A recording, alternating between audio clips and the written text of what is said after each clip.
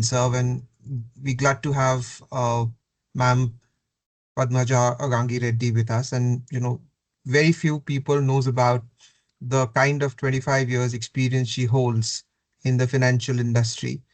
So I think we are also joined by Revan Saahith Reddy as well. She's the CFO for Keertana Finserv.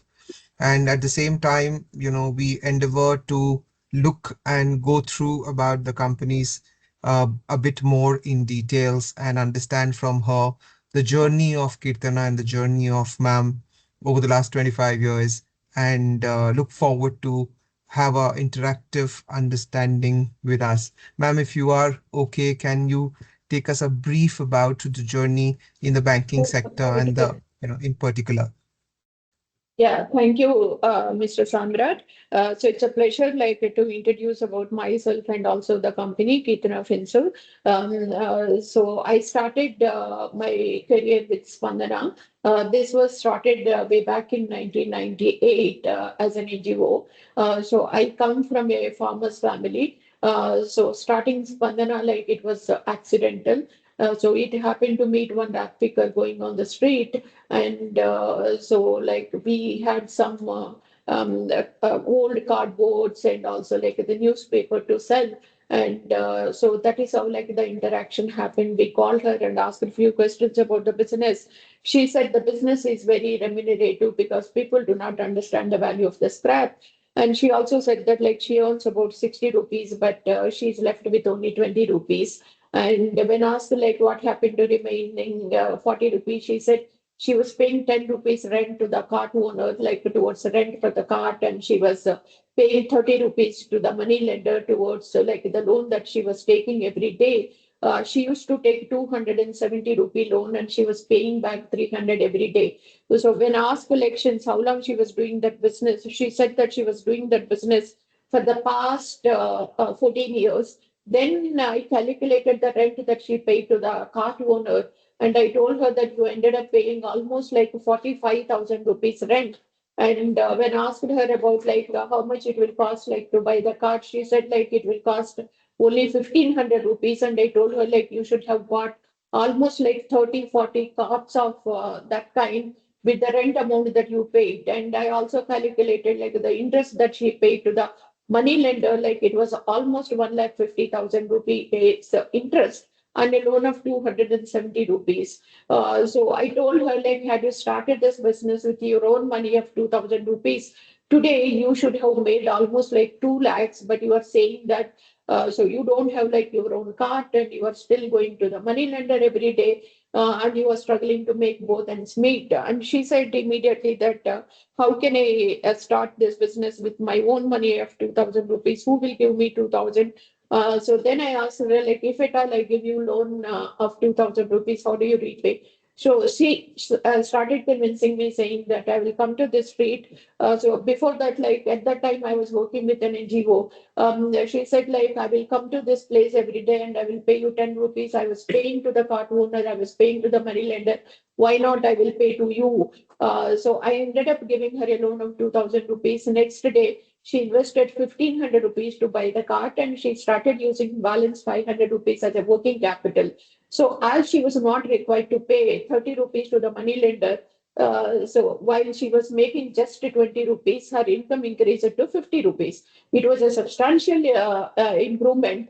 And she was like super excited with that. And she told every other rag picker, every other vegetable vendor that I got a loan of 2,000 rupees. And now, like, I own this cart. This is my own cart.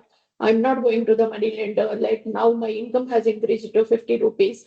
So then, like, there were about 300 women who came together, like, they were asking for the similar help.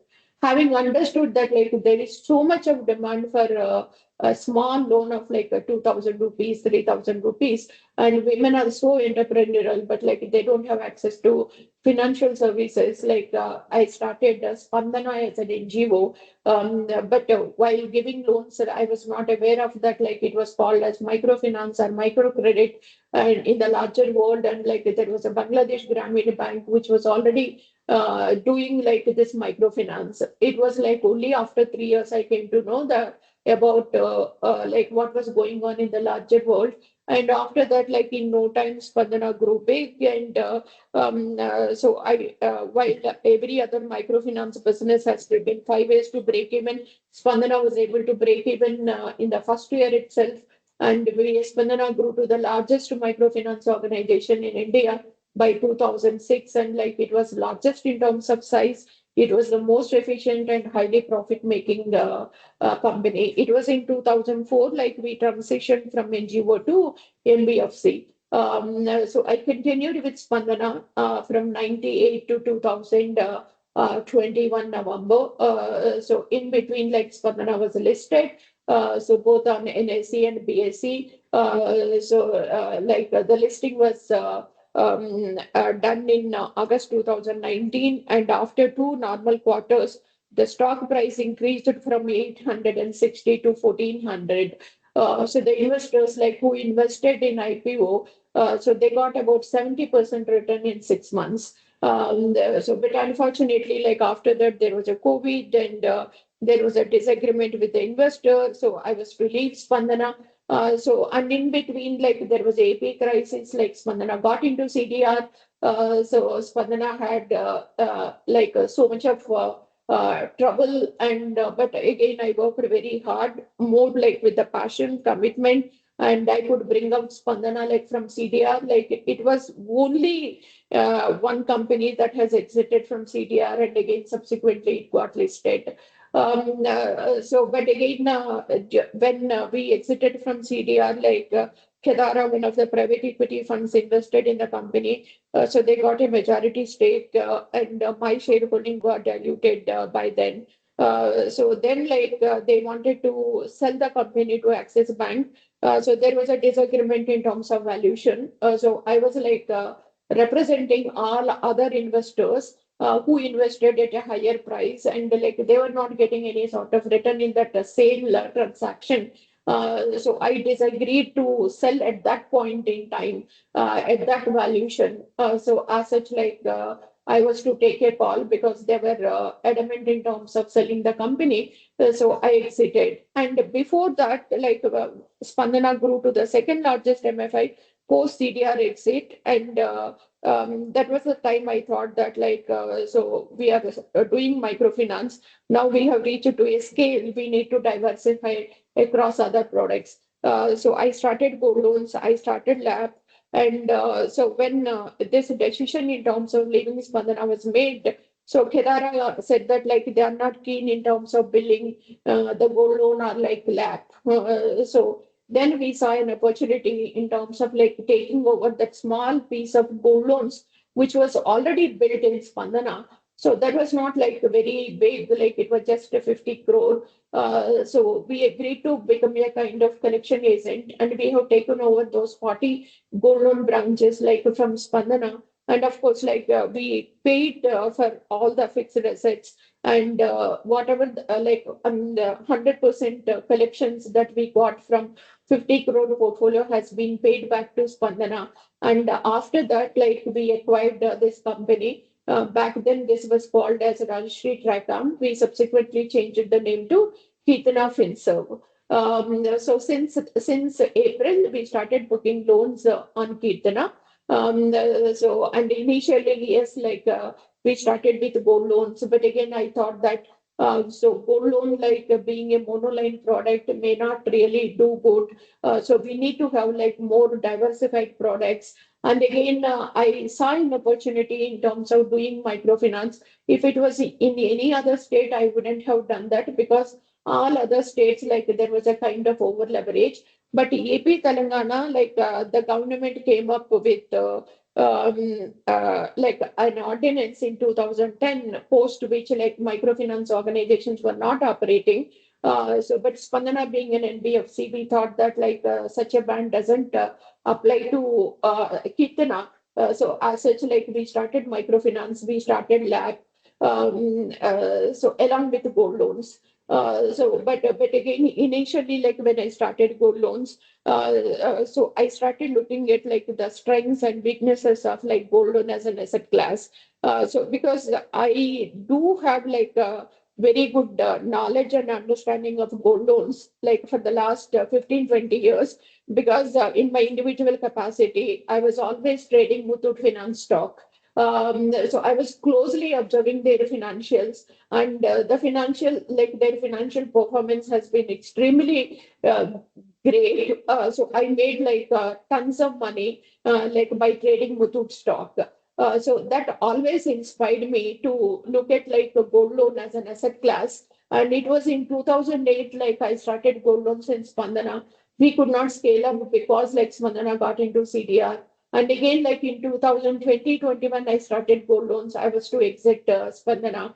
So it was only in Keertana I got an opportunity in terms of doing gold loans.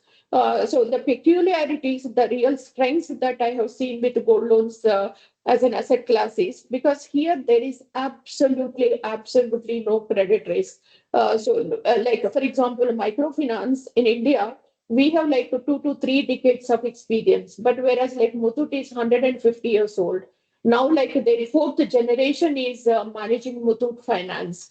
So in the last 150 years, there is never a credit loss. They might have made provisions like when the gold price has corrected, but like they did not incur like any sort of credit loss. And again, like because in the financial services, disbursement is not a challenge. The real challenge lies in terms of getting the collections. In gold loans, like there is no worry as far as collections is concerned. That is like thoroughly and fully taken care by the customer. Any customer while taking a gold loan, so like they will think twice, thrice that like, do I have sufficient money coming in after 3 months or after 6 months in order to repay this loan so that like I can get back my ornaments because ornaments are always like in the custody of the lady at house and whereas like the person who takes loan is the male person in the house. So before like the lady giving the ornaments, like she herself will ask at least like 10 questions to the husband. So how are you going to get back the ornaments? Which is the source that you are expecting money to come, like after 3 months or after 4 months. So like they make sure that like the loan is repaid and they get back the ornaments. And again, looking at like the last 60 years of track record, so the gold has appreciated much more than what the stock market has given returns. So as such, like nobody do not want to let the gold go for auction because they know very well that whatever the gold that they have, so if it is auctioned, like it is next to impossible for them to again buy the gold because like gold is becoming expensive day by day. And particularly in the last 1 year, like the gold has given 65% return. So everybody knows that like I should not. And again, like when somebody has gold, it is a kind of overdraft facility. So like they don't take like 1 or 2 loans in a lifetime. So they will take like 100 loans, 200 loans because like the gold loans have so much of flexibility built. So they can take any time, like it takes only 10 minutes. So gold loan companies, like they don't do bureau check. They don't require like hundreds of documents. They don't ask for income tax returns. They just like appraise the gold and then take a call.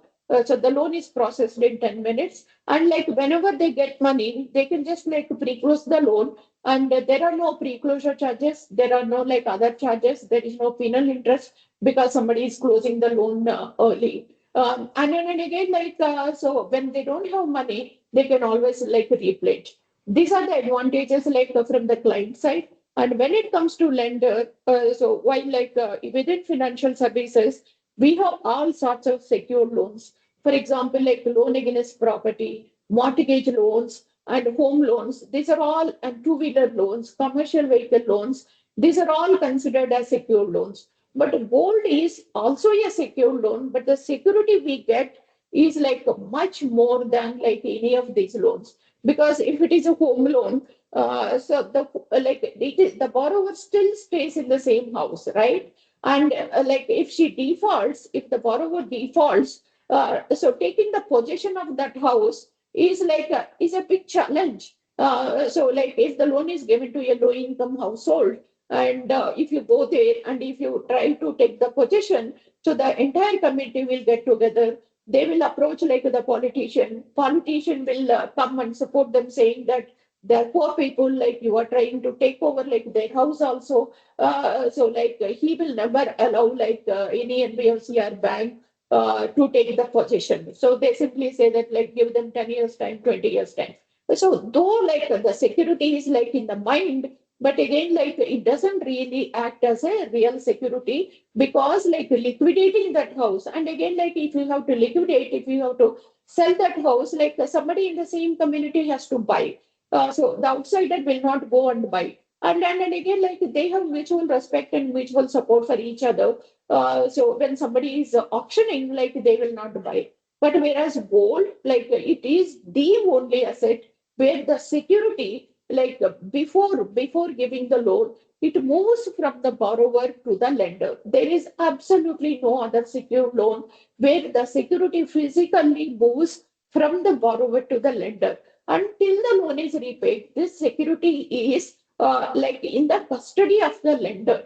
So there is no way, like without repaying the loan, the borrower can take back the security. And for all these days, like because yes, the security is there. Unlike real estate, unlike like any other property, here like the gold, the value of the gold is like always appreciating. While like there is an interest like which is accruing, but like the value of the gold itself is increasing. And again, like whether liquidation of gold, like if at all some 0.1%, 0.2 customers, like if they don't turn up, if they don't repay the gold, if they're not responding to your calls, if you have to auction the gold, so is there any problem in terms of liquidating that? Absolutely no problem. Because like gold is always liquid, and like there is a market to determine the price. And so like there is never a time where there are no buyers for the gold. So like there are number of traders, and you can liquidate like any point in time. So like this is the only asset class where the lender doesn't have to worry about the collections. So he like the lender has the luxury in terms of like focusing on like designing appropriate products, understanding the client requirements, and build like market strategy, understand the competition, and again like really focus on the business rather than focus on collections. That borrower has paid, this borrower has not paid.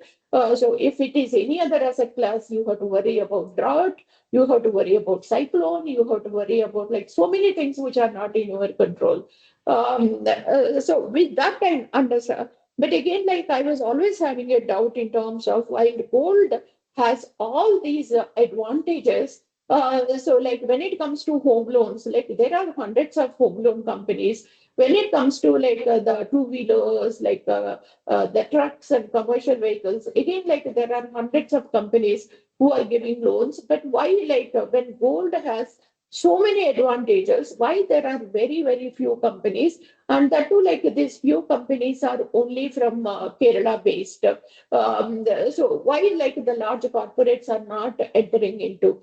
So like because when I started doing the business, so I could immediately understand that yes, like there are no credit risks, but again, so it carries like it has like some operating risks.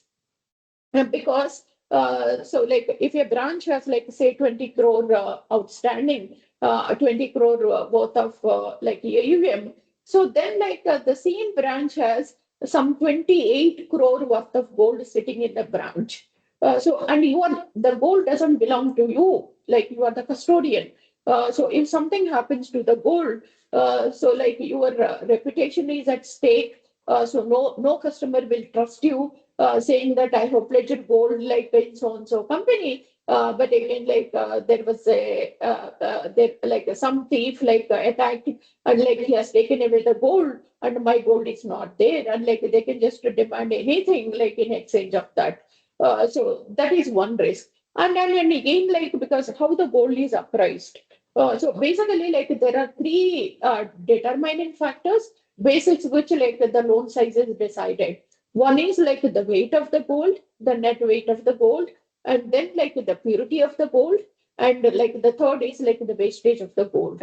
So traditionally, how like the weight is decided. So all gold loan companies, like they have a weighing scale. So when the customer walks into the branch, so they will take the ornament and they measure the weight of the ornament. So that is fine. But again, so whatever the weight, the weighing scale displays, so that is updated in the LMS, loan management system. So that as per the weight, the loan amount can be derived. But however, what I have seen is, so at the branch level, they always have this target pressure because their incentives are on the based on how much disbursements that they have done. So they always are tempted to do a favor to the client, and they keep overstating the weight of the ornament. So the weighing scale shows only 10 grams, but again when they are entering the weight in the system, they will tend to update the weight as 15 grams, 16 grams, so that they can give higher amount to the client, and the client, instead of going to other gold loan company, they can come to our company, and he can achieve his targets, he can get his incentives. So that is about weight. When it comes to purity, traditionally, because what farm brokers were following, it is a nitric acid test.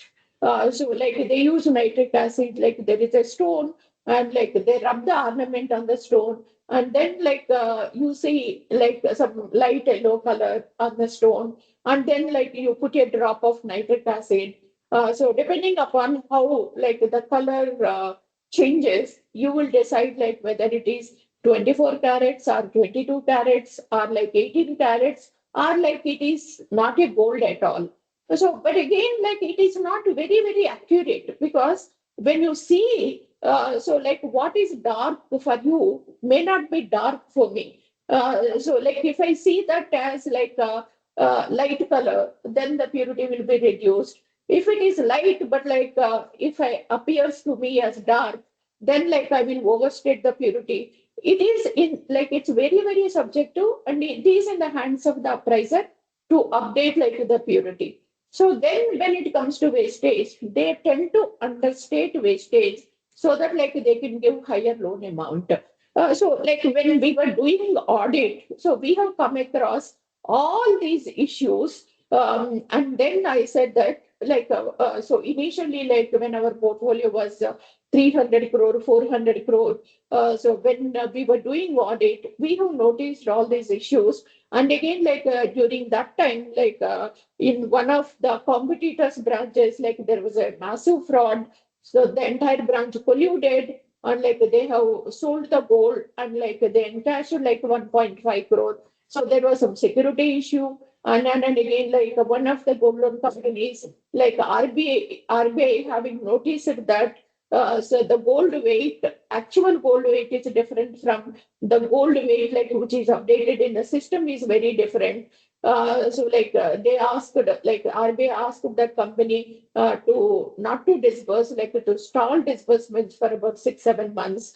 So then, we decided if we have to really focus on gold loans, we just cannot continue to operate in the same old traditional way. So we need to really find the solutions for all these loopholes, for all these issues. And then, so we had multiple meetings with our IT team. And so we also met up with a few vendors who can provide a sort of solution. Then what we have done is we have done API integration of weighing scale with our LMS. So which means when I keep the ornament in the weighing scale, the weight automatically gets updated. So there is no way that they can overstate or understate. So it is exactly the weight what the ornament has. So that gets displayed in the system. That field is uneditable. They cannot change it. And then when it comes to purity, so again we have done research in terms of what the jewelry shops are doing, because whenever we go to the jewelry shop, so they tell us this is the purity, but they don't do whatever this rubbing on the stone and all. So so then we thought there are better ways of measuring the purity. So we identified like this carat meter, so which is being used in some of the jewelry shops and some of the gold mines. So like we had a meeting with the vendor, and now like we are the Keertana is the only gold loan company that has introduced carat meters. So in branches and the purity. So like when a customer walks in, we will check the weight with the help of like weighing scale. Then the ornament is moved to the carat meter.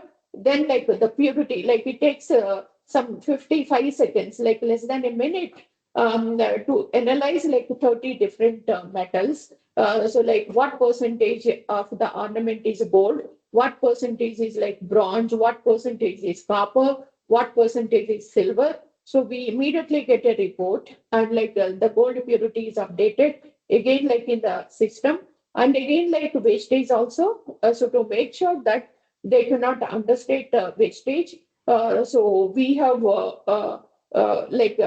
have put all the ornaments, like generally the customers pledge in the branches, and the predetermined wastage is given.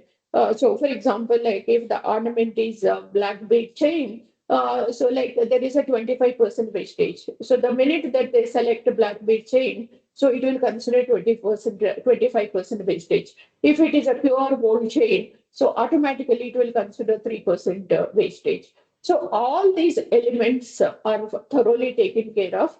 And then like we started working on like the security aspect of like the vault. So because so like there are two custodians, but again two people like coming to a consensus, two people like colluding with each other, and then like coming to an understanding, because these people like they get a salary of 20,000. So in a year it is like whatever 2,40,000. But like the gold that is in their control is 30 crore. So I think like if they do something like that can take care of generations together, their expenses and all. Because we perceive like it is a too big risk, and we should not allow the branch teams, to open the locker whenever they want to. Like so, whenever they open the locker, so someone like from head office, someone from control room should be like seeing like through CC cameras, and like they should be watching. And again, like what we have done is, so we are holding a digital key for each and every vault, like which is there in branches, without like the control room's approval, without a control room giving a OTP. So none of the branches can open the vault. So when they open the vault, like they have to, when they want to open the vault, they have to call the control room. They have to give the reason why they want to, and like the control room executive will see whether there is a customer physically present in the branch or not. He will talk to the customer. So how much that he has paid, whether he will check whether the outstanding is zero, and after making sure that like everything is in place, and he will also ask the customer why is he doing the takeover of the pledge, like whether there is an employee who is instigating this, or like the customer himself wanted the ornaments back. And again, like if the customer says that like they have a marriage to attend on so and so date, so after that date, like it is branch's responsibility to follow up with them to come back and pledge that gold. So that lead is again given to the branch. So after doing all the checks and controls, then like the executive will generate OTP, and the OTP will hit the mobile of the branch level person, and with the help of OTP only, the locker gets opened. So after having built all these systems, controls, and everything, and once like we are very sure that like there is absolutely no scope left for doing any sort of like manipulation. So then we decided that like now this is the time for us to really focus on expanding the golden business. So like we started opening branches, and as we speak today, we have 325 branches, the gold loan branches, and we have 2,800 crore gold loan portfolio. I think like I'm proud to say that so we are the only gold loan company which has 9 crore outstanding on an average at the branch level, though like our average vintage of the branch is less than 2 years. Because out of 320 branches, around 150 branches, like we started them only in the last 1 year. So despite that, so we generally break even at 4 crore. Today, like each and every branch is giving us like anywhere between 75 lakh to 1 crore of profit per annum. Um, yeah, so then, like in the meantime, unfortunately, like the microfinance, so while there was a problem in other states, so the High Court gave a judgment, and so post the judgment, all MFIs came into Andhra and they started microfinance. And again, like here, the borrowers also started defaulting. So that like so then we like we could at least like sense the storm much earlier than anybody else, and we decided to run down microfinance. So thank God, like we did not grow the portfolio so big. So in the peak, like it was just 700 crore. Since the last 18, 20 months, like we have been running down. And today, like we are just left with 195 crore portfolio, which will run down by March. And from next year onwards, from April onwards, like we will be a pure play microfinance organization. Sorry, gold loan company. And the ROE tree for gold loan business is like the revenue model is. So we are getting an yield of like 23.5%, and our cost of fund on the portfolio is 12%. So we have 11.5% NIM, and our operating cost is 4.5%, and we have 7% pre-tax ROE, and post-tax ROA is 5.25 times. So like if we leverage 4 times, like it's about 22% ROE. And so we made 160 crore profit in the last 3 years. So I myself infused 500 crore in the business. So like all this 500 crore, I got like after liquidating my Spandana stock. So I had about 1 crore 15 lakh shares, and I liquidated them. And as and when like the equity was required, so I infused in the company. And this month, like I'm infusing another 100 crore. So this is like my last equity infusion in the company. So I would love to infuse more, but like I don't have money left.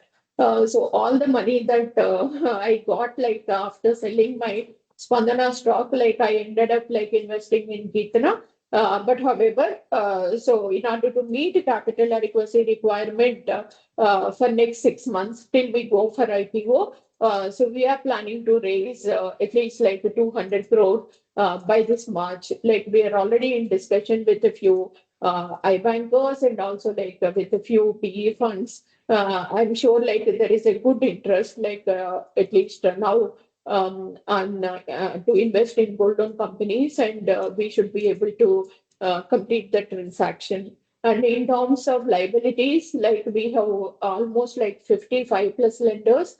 So there are about 14 banks like lending to us. And so, of course, like thanks to all the investors, like who invested in our NCDs, our NCDs so far, like they're selling like hotcakes in the market. So, like I think without their support, it is definitely not possible to grow to this level. So by March, I think our gold loan book will be close to 4,000 crore. And so in the next 2 years, we are looking at like growing the book to 10,000 crore. We are now present in AP, Telangana, and Karnataka and Orissa, but like AP has a majority number of branches, followed by Telangana. Even Telangana is like only 20% covered. So this year the focus will be on Telangana and Karnataka, because like AP is more or less covered. Telangana has like huge scope. So we can open at least like another 200 branches in Telangana. Of course, like Karnataka, easily we can open another 250, 300 branches. So next 2 years, the focus will be on Telangana and also Karnataka and a few locations of Orissa. We will start with the border, like which is Berhampur.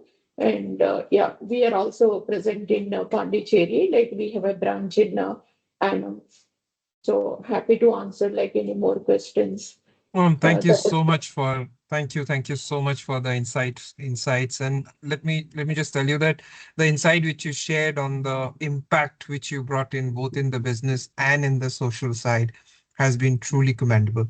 If you could just help us understand a little bit on the customer segment which which we are managing in Kirtana, and how, if there is any kind of a pain points they have or any kind of a support system they require, how do we solve that? If you just could help us understand with your insight a bit on that.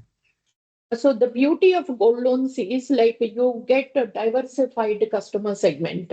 So for example, microfinance. So like your target segment is like by nature, like by design, you end up giving loans only to women, right? So then like you are addressing only 50% of the population.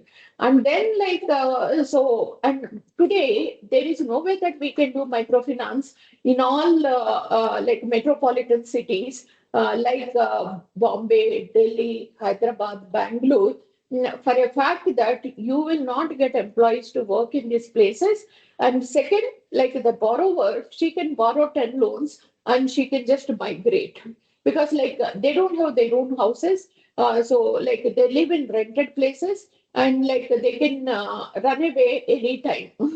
So that is the risk. As such, like again, the target segment has further narrowed down, right? Then, like, you can only work in rural areas. And because, like, the design is such that you give them, like, only 50,000 rupee loan, and again, like, so they have to attend the training, like, their bureau need to be very, very clean and clear, all that, right? And then again, like, for example, a small and marginal farmer who has, like, 5 acres of land and if he's growing paddy, or like if he's growing like tomatoes or like some other vegetables, he requires like 3 lakhs or 4 lakhs of investment. So there is no way that like he can get that loan from a microfinance.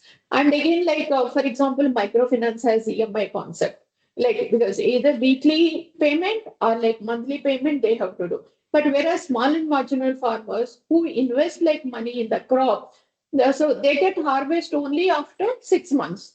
So after 6 months, like they can pay everything in bullet. Such a facility doesn't exist with any other loan. So if you take a home loan, there is a EMI pressure. If you take like any other loan, there is always a EMI pressure. But in gold loans, like you have bullet repayment also, which is a great advantage.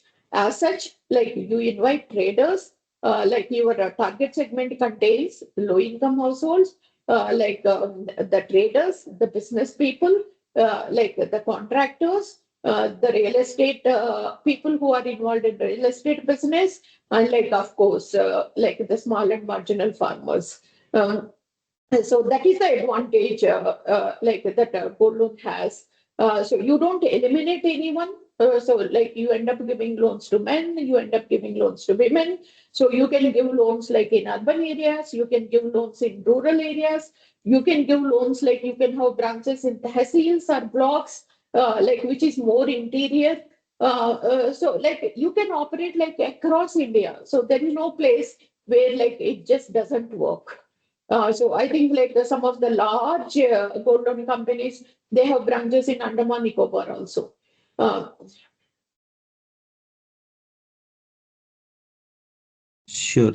and So, in ma'am, terms in of terms like, of, in terms yeah, of yeah, to answer the other question, like because any customer, like what is their concern, how we are addressing. So like most of the customers, like when they come to gold loan companies, they will have some emergency. So for example, like because you never know, like when do you meet an accident, right? So if a person meets an accident and like he will be immediately hospitalized, and if a surgery has to be performed, if the treatment has to be given, the hospital says that like deposit this kind of amount. So and then like they have to have that amount like within half an hour, right? It is only the gold loan that can give that kind of amount. Even fintech, like because you need to upload like so many documents, you need to have like a good repayment track record, so many other things. And again, if you go to the bank for a gold loan, they will insist upon like having a bank account in that particular branch. So it is only the gold loan company who can process loan in like max 10 to 15 minutes. But however, in our thing, while we have automated everything, like so we endeavor to process like each and every loan within 10-15 minutes. There are no pre-closure charges if And yeah, and again the flexibility. Yes. So like, and there are so many cases where, for example, like somebody is constructing their house and they applied for a home loan, but the construction is going on. The home loan is still not sanctioned. What they do is like they take a gold loan. So and like so that like the construction is not stopped. And again, like whenever they get a home loan, so they will repay this gold loan. Recently, like when I went to the control room, our executive was asking the customer, so like, why are you repaying the loan? He said that he was constructing a house, he has taken a gold loan, and now he got a home loan, so he is repaying this gold loan. So the flexibility. Lower interest rates. Huh? Lower interest rates compared to microfinance. And like if the ticket size is higher, for example, in microfinance, everybody has the same interest rate. So on a 50,000 rupee loan, like it is easy to pay 24% like for a short term. But like if somebody is taking 20 lakhs, 50 lakhs, so it will be very challenging for them to pay like 24% interest. So that way, like there is a cross subsidy, between the various customers.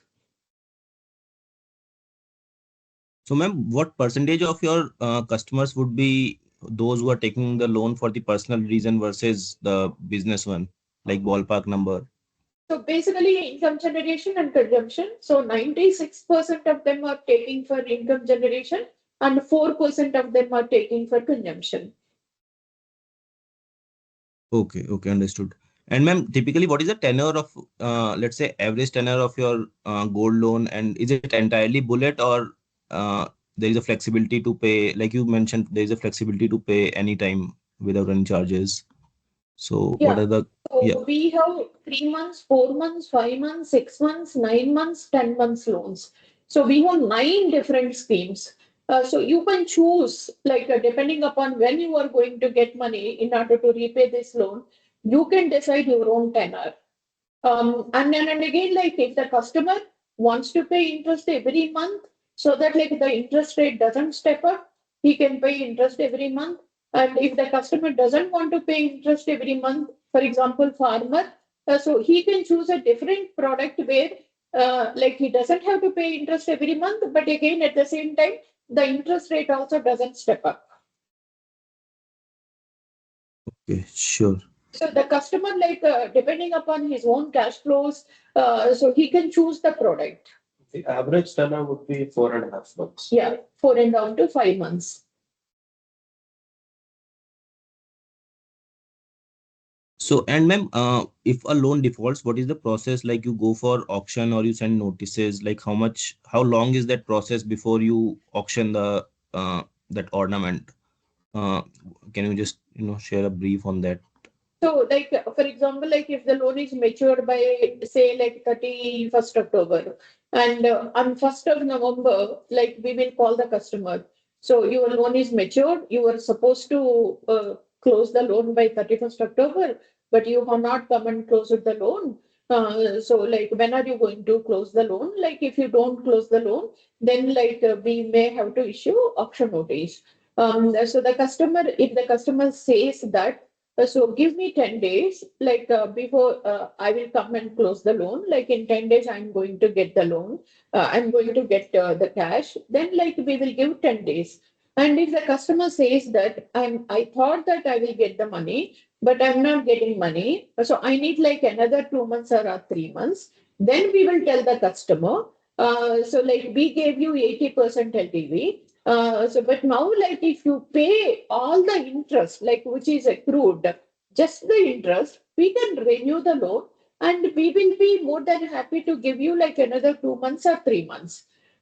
So like some of the customers, after receiving the call, if they have cash, they will close the loan, like they will take back the ornaments, or like if somebody wants like more 2 months more, 3 months more time, then like they will come, they pay interest, and like they will renew the loan. But again, the customer will definitely come to the branch. They will renew the loan, like it becomes a fresh loan, and they get like 2 to 3 months. And it's only the customers like who don't react to the call. For example, like somebody migrated, somebody had changed their phone number, so they have not informed the branch like about the change in the number, change in the address. We tried multiple ways, like if they are not receiving the calls, our sales team like they will go to the address, they will check whether the customer is available or not.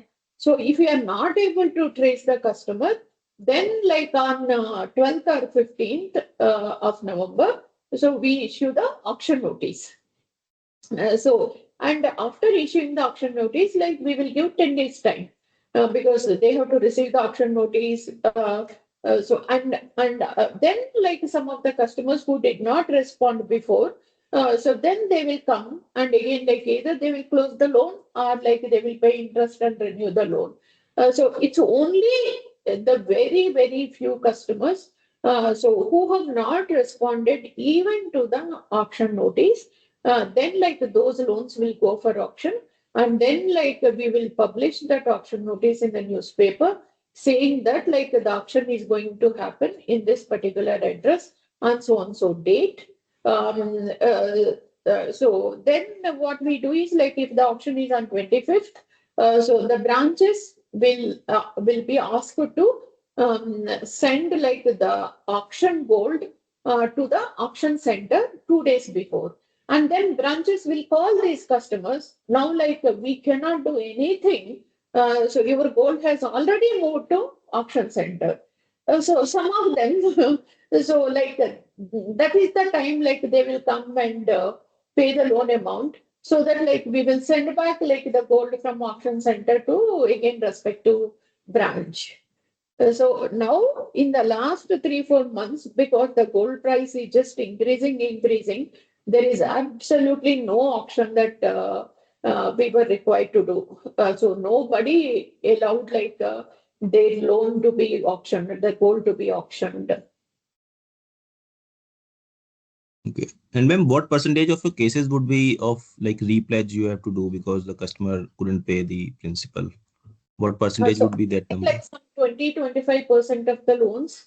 But again, so like earlier, so they have given 100 rupees worth of gold, and like we gave them 80 rupees, right?